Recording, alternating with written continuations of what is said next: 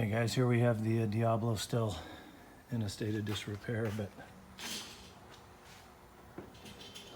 motor's all complete, engine work is all complete. But I got this problem on startup.